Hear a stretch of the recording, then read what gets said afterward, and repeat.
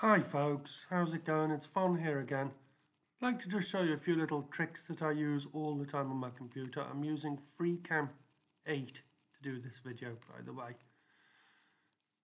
Okay, so one little trick is if I go into a folder, let's say this one,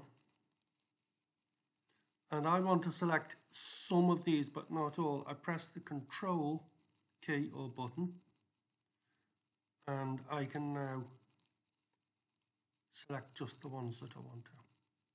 A similar trick is, okay, I'll deselect them. If I've selected all of them and I want to just deselect a few, again I can press the Control button and I can take that off. Okay. Now another trick that you might well know already is Control C and Control V. So if I hit that and then hit Control C, that copies it. And I go to my desktop and I hit Control V,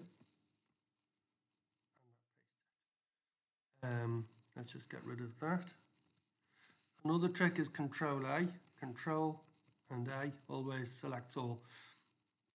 Another important point is that a lot of these tricks work on many different programs, from music programs, video editing programs, photo editing programs, word processor, etc. So Control C, Control V and Control A. I want to show you another little trick now. If I want to do a screen capture, right, step one is I go to the print screen, which should be on the top right of your computer keyboard. I hit print screen. I hit that.